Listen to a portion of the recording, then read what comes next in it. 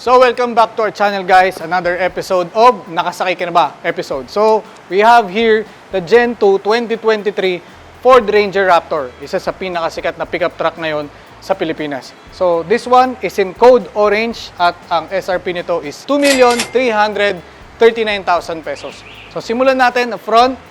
So here we have front camera and yung napakagandang front grille na Ford. So it's a plastic front grille. And dito naman yung kanyang projector headlamps, matrix projector headlamps. Ganon din yung kanyang fog lights, is a matrix projector fog lights. And we have the CDRL. Also, we have here the parking sensors and yung kanyang dalawang recovery points. One here and here. And I'm not sure kung yung ibang mga pickup trucks meron nito, but this one came with 2.3mm bash plate. So, makapal-kapal yun. So, after this, let's check out the engine. So, let's check the hood. Oh, hood. So, under the hood, let's see. Yeah! Wala siyang hood damper. So, this one is a 4-cylinder, 2.0-liter bi-turbo diesel engine. And it has an output of 207 horsepower with 500 Newton meter of torque. So this one is a 10-speed automatic. So after natin dito, let's go sa rear.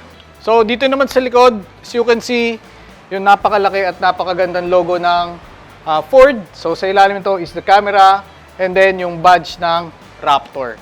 Tapos dito naman sa baba, we have the parking sensors and also tow hooks that also serves as a recovery point. So we also have the third brake light and then the tailgate handle. So naka-tail assist din to, magaang, kayang-kaya kahit ng bata. And ang maximum payload ng kanyang bed is 652 kilos. Also meron din tong mga sockets here. Meron tayo ditong 12 volts na cigarette lighter and 230 volts na power outlet. So meron tayong 6 na hooks dito. 1, 2, 3, and then on the other side kaya 6. So magagamit niyan kung may mga itatali kayo dito sa bed. So malaki yung bed nito. Napansin ko with the other beds, medyo malaki to. So sa kanya naman tail light, nandito din yung another safety feature which is the blind spot radar. So napaka-poging LED tail lights plus another safety feature. So punta naman tayo sa second row. So the back seat. So here's the back seat, full leather, black headliner. We have hangers here. And yung stitch ng kanyang leather is orange. So as meron din ditong touch of orange. And Alcantara. So let's try to sit here. Very nice. Maganda yung feels ng upuan niya. And meron din siyang rear AC and USB ports, Type-C. And 230 volts na outlet. And may pocket siya dito sa likod ng driver and sa passenger. Dome light and a grab handle here and here. Armrest, cup holder here. Dalawang cup holder. Nice armrest. Maganda yung leather niya. So next, the best seat, the driver seat. The best seat, the driver seat. So meron tayong napakagandang upuan. As you can see, similar dun sa likod, meron siyang touch ng Alcantara and meron din siyang orange accent and yung kanyang stitch are also orange. So, una natin. Let's get the feel. Malambot. Ito talaga pag Ford. So, ito po yung kanyang susi. May logo ng Raptor. And start na natin. Ito ang kanyang stop and start button. Napakaganda ng kanyang opening ceremony. Ang ganda ng cluster gauge niya. It's 12.3 inch na cluster gauge. So wala siyang analog. So everything here looks electronic. Pag nakapasok ka dito, talaga makikita mo na medyo futuristic na yung dating niya. Very American car ang theme. So let's start dito sa steering wheel. From the steering wheel, perforated leather na merong stripe dito sa gitna, racing inspired and logo ng Raptor here, and all the buttons that you need to navigate your cluster gauge and your infotainment systems nandito po. And paddle shift din siya. And here are the toggle switches for the signal light and the wipers. So dito naman on the side, as you can see, wow, ano to? Parang Alcantara ba to? Ang ganda, parang Alcantara if I'm not mistaken.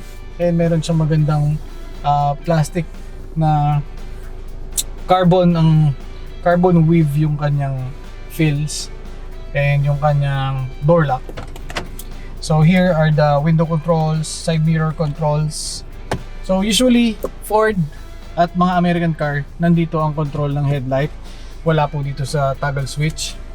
And yung brightness ng kanyang cluster gauge, nandito rin ang control. High beam, automatic, park light, and off. So yan yung kanyang switches.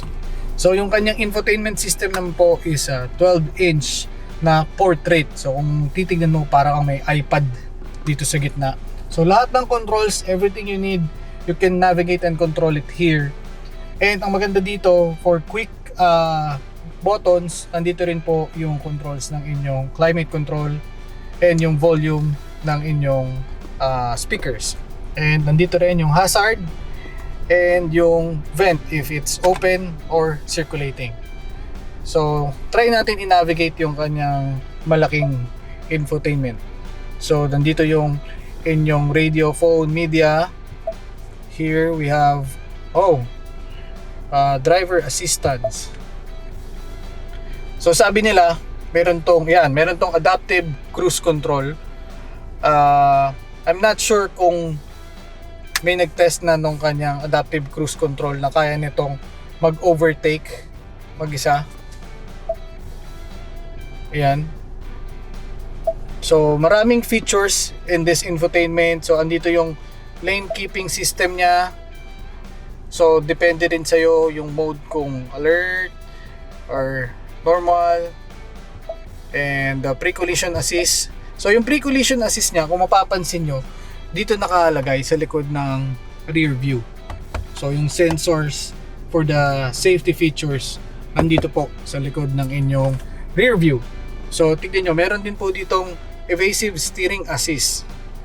So talagang medyo futuristic na ang feature nitong advanced siya kumpara sa locally binibenta dito sa atin. Rear view camera delay, blind spot information system, parking aid sensor, and yung kanyang response is real time. Maganda yung response ng kanyang infotainment system na to. By the way, this one is Sync 4A. So voice command, pwede din to for CarPlay and Android Auto. Yun ang maganda dito. Try natin yung 360 view. So yan yung 360 view niya. Kuha niya po lahat, front, rear, and top. So what else? Vehicle. Okay. So lahat, everything, down to the wipers, lighting, locks, mirrors, lahat ng controls mo nandito. So much for this. Dito na tayo. We have here the electronic gear selector. So kumpara dun sa mga previous na mga na-feature natin, gated yung kanilang mga gear area. This one naman, electronic gear selector lang. So ganyan lang siya. Super basic. And we have here the electronic handbrake. Then we have here the park assist or the parking assistance, sorry. And stability or traction control. And the different drive modes. So pag pinindot mo to, lalabas sa yung infotainment. Yan, may switch dito ng rear diff lock. So ito yung different drive modes, mag-a-appear yan dito sa inyong cluster gauge. So there are 7 different drive modes: the normal, the sports, slippery, mud ruts, sand, baha, and rock crawl.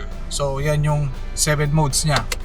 Babalik na natin ngayon dun sa normal. Okay. So yung kanyang differential switch are 4.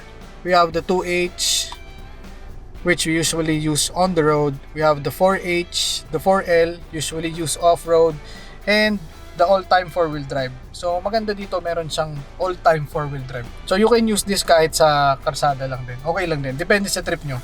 So dito naman sa kanyang center console area, we have 2 cup holders. May inserts dito. Pwede nyo lagyan ng mga coins or anything. A charging dock. Okay, meron din siyang charging dock. So, uso na to sa mga sasakyan ngayon. We have charging dock. Yan, and we have Type-C and USB. Meron din siyang magandang armrest. So, malambot yung kanyang armrest. Masarap talaga habang nagde-drive ka, malambot yung armrest. So, okay. Ito yung kanyang center console box. Let's open the lights. Yan. So, meron siyang coin tray. Meron siyang 12 volts na cigarette socket here. Other than that, meron siyang glove compartment here. Meron siyang space dito that you can put your phone, glove box. And meron din tayo ditong cup holders. Yan. On each side, meron din dito.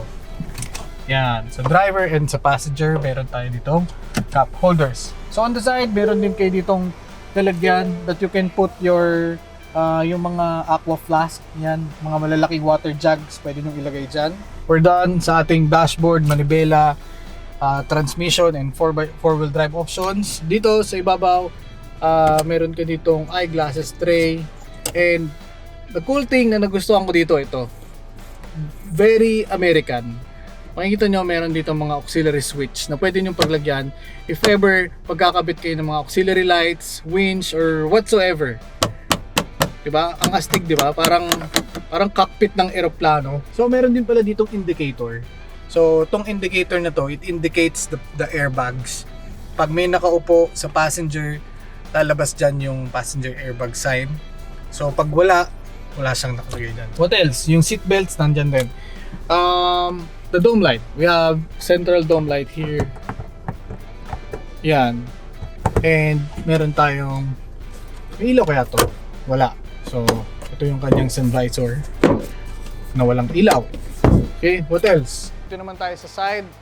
So, we have here the aluminum side step with the logo ng Raptor. So, maganda dito, it's non-slip, powder coated. And yung ating side mirror, the blind spot indicator, signal light, and 360 camera. Also, nandito din yung assist light. There, may ilaw. Para pag halimbawang palapit kayo sa sasakyan, pagbukas nyo, iilaw po ito. Sa atin naman pong wheel set, we have here 17-inch alloy wrap with BF Goodrich KO2. Ang tire spec niya is 285/70/17. Ang kanya naman pong preno, front and rear disc brakes. So sa kanya naman pong suspension, it's a double wishbone na Fox with 2.5-inch lift. Sa likod naman, meron siyang Watts linkage. So yun yung kanyang wheelset and suspension. So I think we're good for a test drive. Naikutin natin yung buong sasakyan. But today is Wednesday and ang plaka nito is 5. So bukas tayo magte-test drive. Umagang-umaga, iikot natin to para maramdaman natin yung ride and yung driving feels nito. Makapagbigay tayo ng personal comment about this Ranger Raptor. But I'm expecting na maganda ang ride nito kasi yung Gen 1 nito, nakapag-drive din ako ng long drive. Talagang nagustuhan ko rin. So, tomorrow, kita-kits tayo.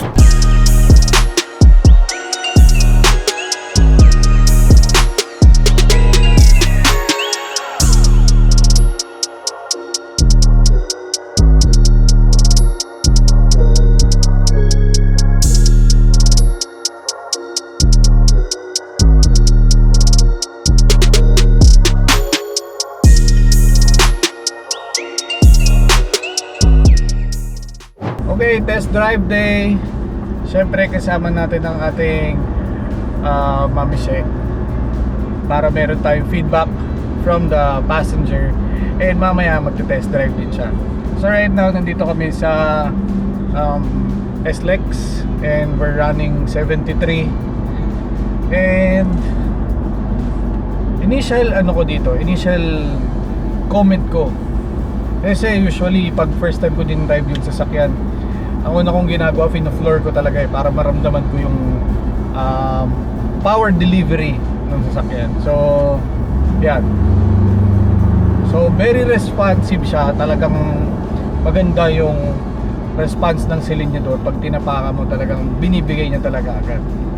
Sa suspension, syempre wala tayong mga comment dito one of the most comfortable na pickup truck is the Ranger Raptor, dahil nga meron tong double wishbone 2.5-inch Fox suspension sa front, and sa likod naman coil spring na 2.5 watt linkage na Fox. So comfort wise, hindi na natin siya masyadong kailangan bigyan ng pansin, kasi talagang ito yung number one na masasabi kong pick up when it comes to comfort. So napansin ko agad sa kanya is the infotainment, because ang laki niya. So I've heard this is 12 inches. O yun, so 12 inches infotainment, talagang yun yung unang-unang mapapansin mo sa kanya as a passenger. Pagsakay na pagsakay mo, parang wow. Parang may iPad sa gitna. Diba? Tapos the seats are very comfortable. The leg room, it's there. And gusto ko tong part na to. Kaya Alcantara, para siyang suede, no? Na Hindi, leather din siya, foam. Yeah, malambot. So malambot, yeah. usually pag nakaganto ka, pag nagdadrive, Oo, kasi kasi ako din. pag malapad siya, nag-drive oh. mo ganyan, Pwede kang mag-rest ng arm mo. Maluwag siya. Yes, maluwag. Maluwag siya. Yun agad yung pangalawang mapapansin mo sa kanya. For the exterior naman, mas macho to sa akin compared dun sa Ako din, Gen 1. mas gusto ko to. No?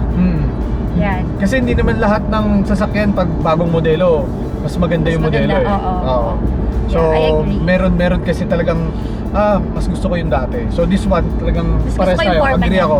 Mas maganda gusto ko to. Yeah, kesa sa Gen 1. Ito yung maganda dito sa package ng Ranger Raptor. So out from the factory, talagang ang babagay mo na lang dito talaga is wheel set na lang. Then it's good to go. So ano na to eh, kumbaga formado na eh paglabas sa kasa. Saka ano siya, pag upo ko dito, simula umalis kami ng bahay, up to now, para lang kaming nakalutang. Yes. So ganun lang yung feeling ko, no? Parang walang lubak. Saka hindi mo naririnig yung engine noise sa loob. Yes. Diba? Yun ang napansin Tama. ko sa kanya. Kahit pag pino-floor ko siya, ayan, hindi mo maririnig talaga. Talagang tahimik yung buong cabin. Pero to be honest, honey, ako kasi when it comes to Ford, may expectation na ako agad when it Yes. comes dun sa interior nila, Yes, lagi sa naman eh. infotainment, sa Diba? dashboard. Even yung Expedition, Explorer, Yes, talagang sa pag Ford, Everest, alam mo yun, talagang kumbaga it's there. You know that it will always be there na. Pero aabangan mo pa rin kung ano yung upgrade. yes. Ano yung innovation na nilagay nila for this model naman. So maganda kasi dito sa Gen 2, talagang hindi siya minor model change. Talagang total total upgrade. Yes. Ang napansin Lahat, ko lang, no? Lahat talaga in upgrade yeah, nila from ang napansin Gen ko 1. lang dito, the engine. So it stays na 2.0 na bi-turbo. But this one kasi is designed for baha off-roading, not for technical off-roading, yung mga katulad nung ginagawa namin ng Philhoops. So this one is designed for baha, so high speed kasi. So kaya naka-concentrate siya dun sa torque and dun sa suspension and dun sa kanyang aerodynamics design. So dun siya design. Oh, yung baha off-roading, yung para mga Dakar off-roading, yan yung mga katulad ng Pinatubo, yung high speed na off-roading, yung dumadaan lang kayo sa sand, dumadaan lang kayo sa lahar. Okay, Yeah, that kind of off-roading, doon siya suitable. Though kaya din naman niya, capable pa din naman siya when it comes to technical off-roading, but hindi Yung siya doon build design. niya, Hindi siya doon design. Gusto. Driving test, nakakaaliw kasi nung inuwi ko to sa bahay kagabi, on my way home, meron batang tumawid. As in, biglaan siyang tumawid.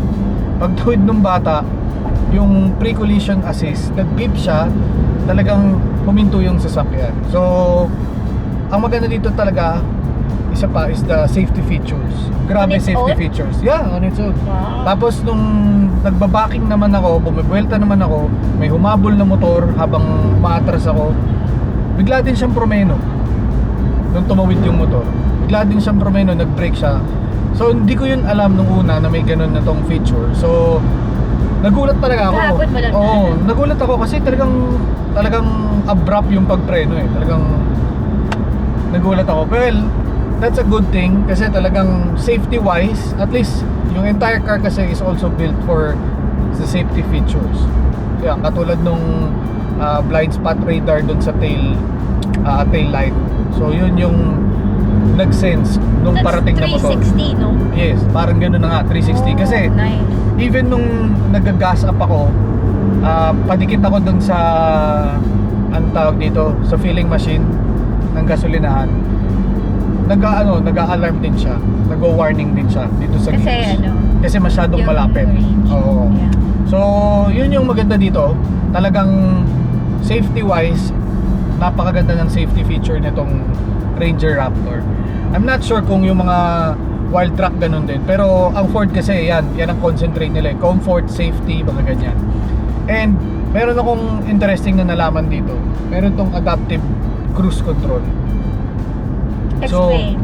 yung adaptive cruise control, napanood ko lang pero ayoko na i-try. Napanood ko lang, pag nagko-cruise, eto, pwede tong overtake mag-isa. Kaya niya Oh? kaya niya mag-overtake mag-isa. And also, kaya rin Hindi itong... yung pa-try. Hindi pa. And meron din tong feature na parking assistance, which way back doon sa mga 2018 na Everest, nung meron tayo noon, nagagawa niya na yun. But this one kasi, syempre mas accurate na to, mas smooth na. So driving this for more than 12 hours yesterday and today, komportable siya, masarap siyang i-drive actually. So yung feel ng pickup nandun pa rin, pero medyo nakalin siya dun sa parang kotse na talaga yung dinadrive mo dahil sobrang lambot ng manibela, ng suspension. So mararamdaman mo lang na pick up siya kasi mataas ka. Pero if you're driving feel sa manibela and the handling, para talaga siyang sedan. Para siyang kotse. Ang gaan niya dalhin.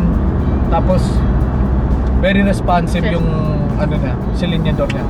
What about fuel consumption? The fuel consumption. So yun nga, on the chart meron tong 6 to 7 km per liter sa fuel consumption. So yun naman yung normal range na ng mga diesel engine ngayon. Kahit ibang pickup trucks nasa ganung range na rin.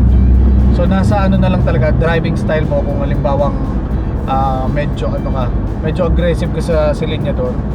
Pero if you're doing 1.5 RPM to 2,000, I think kaya nito kahit mga 7 to 8 km per liter. Mama Michelle, ikaw naman, try mo to i-drive. Let's go. Pilot change. Yan. Alam mo maganda dito, hindi lang yan yung power seats, pati itong passenger. Sa passenger. Yes. Actually, na-try ko na. Na-try mo na ba? Okay, go. Yan. Yes. Responsive nga siya. Ramdam mo yung power, no? Hindi ko pa flinor yun, Yeah, it's there already. Ganda rin ang feeling ng upudang passenger pala, no? Maano talaga, komportable siya talaga, honey. Seat wide. Hindi kayong parang nakaganon, no? Sa aeroplano, business class. Business class. Oo, di ba? Grabe, para ka lang talagang nahalutang. Maganda talaga yung suspension. Ang ganda. No doubt. Grabe to. Yung feeling and comfort that you know for a fact that you're driving a pickup. But yung feeling mo when you drive it, para ka lang nakasedan. No? Yun din yung sinabi ko kanina, yun din yung comment ko na alam mong pick up yung dinadrive mo pero yung feeling is parang sedan. Malaking tulong din yung yung blind spot. Yeah, sasabihin ko pa lang. Katulad ng mga motor na biglang pang daily. Okay sa'yo ito pang daily. Oo naman. So iba kasi pag halimbawang inisip nila malalaking pickup, ang mindset nila agad doon is parang recreational vehicle. Diba? Pero this one pasok to as daily. Sa akin, yes. Mapapang daily mo siya kasi again, talaga siya. Ang gaan lang niyang dalhin. As a family car, people should try to consider pickup as family car na din. Lalo na Hindi na uso lang ngayon yung car camping. Oo, hindi na lang hindi para mag-stick na lang na family car. It should be SUV, dapat van, dapat yung ganon. Parang I think people, especially now, napapansin ko naman na parang mas nagiging ano na rin yung mga tao na they're trying to consider na rin pick up. I could see also that there are now families considering pickup as their family car. Eh since nauuso yung ano nga yung mga camping activities. Parang nagiging outdoorsy na rin ng mga tao kasi din. Tama. Wow! Ayun. Alam mo kasi, hinahanap ko rin yun sa ano, Saan? sa sasakyan. Alin? Yung kick. Yung, oo. Ang sarap nung ano eh. Kasi ako ramdam ko rin eh pag pino-floor mo eh. Tsaka, kahit passenger ka, Mhm. mafe-feel mo yun eh kung parang hirap yung sasakyan. Yep. Parang naghihingalo siya ganyan. Ito talaga napaka-responsive. Ako isa sa nagustuhan ko dito, mami, yung ang dami ng storage. Yes, napansin ko din siya. Ang dami mo pwedeng paglagyan kasi since tayo mahilig tayo sa long drive. So yung mga gamit natin, yung mga camera natin, cellphone, and madalas tayong kumakain sa sasakyan. So nagulat nga ako dito eh. Kasi itong lalagyan na to, it's designed for French fries. Bakit ko nasabi? May logo to ng French fries dito eh. Ayan o, may logo ng French fries dyan. This is designed for French fries holder. Or pwede mo ilagay yung phone mo dito. Ayan, nakaganyan. So, Ang daming cup holder. usually kasi pag sakay mo sa sasakyan, nakalagay ang cellphone mo sa cup holder. So dito, magandang spot tong may ganyan ka. Ako yun ang gusto ko dito, the interior. Talagang pag Ford, talagang alam mo yun, spoiled. Lahat. The driver, the passengers, lahat spoiled. Hindi ka bitin sa space, hindi ka bitin sa storage. So anong overall mo sa sasakyan na to? What's your overall? Okay, overall, I would recommend this 4x4 Ford Ranger Raptor. For all the women, all the moms, even professionals. I would also recommend this for families. No? So, yung may mga, for those who's Growing contemplating, family. for all those who's been thinking about what family car to buy or try to consider, I would really recommend this. As it is 4x4 Capabilities. capable also.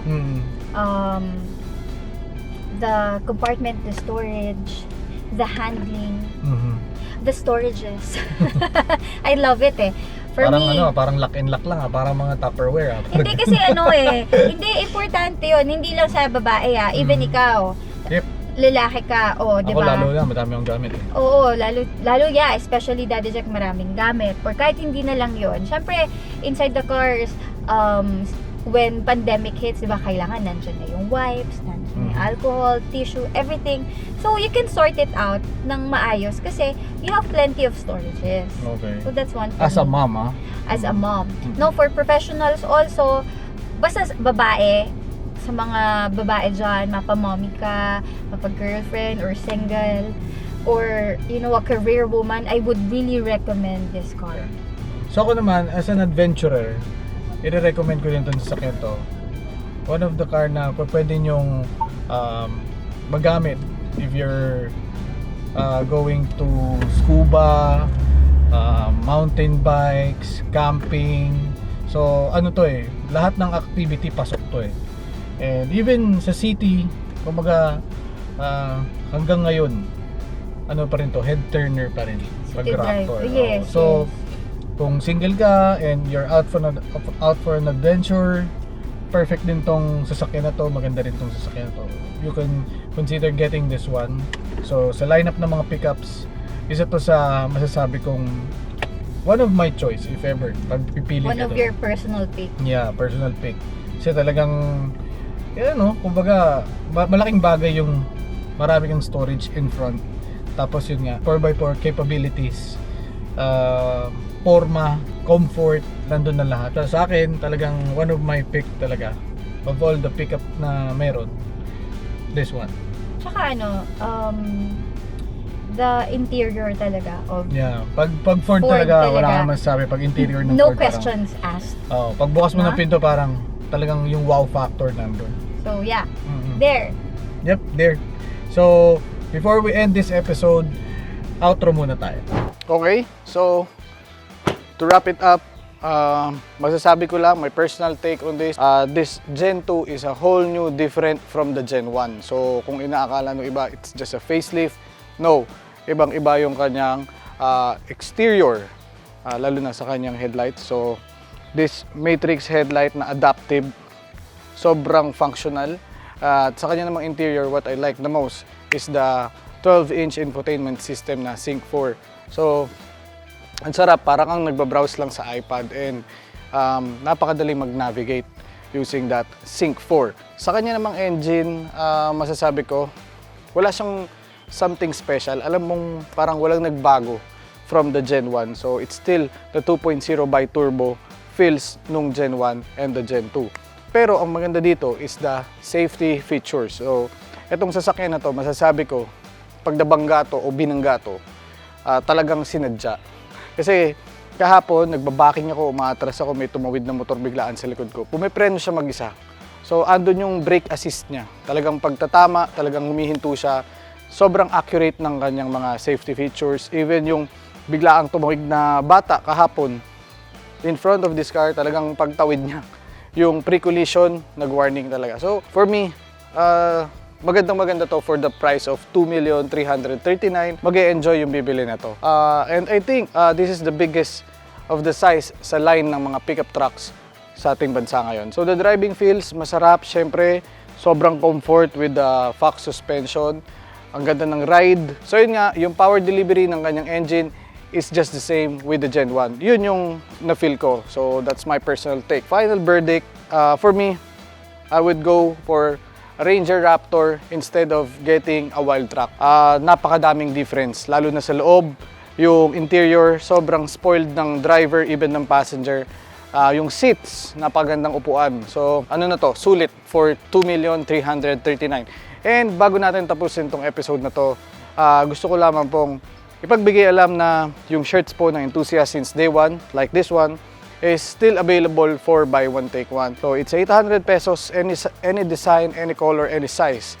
Ganun din doon sa aming hoodie. So yung amin namang hoodie is 1,200, any color, any design, any size. So if you're interested in getting one, nasa description po ng link na to. So yun lang. Again, maraming salamat po sa panonood ng Jack episodes. Sa mga bagong subscriber, welcome po. And sa mga dati na pong nanonood ng Jack episodes, thank you so much. And I would like to take advantage of this.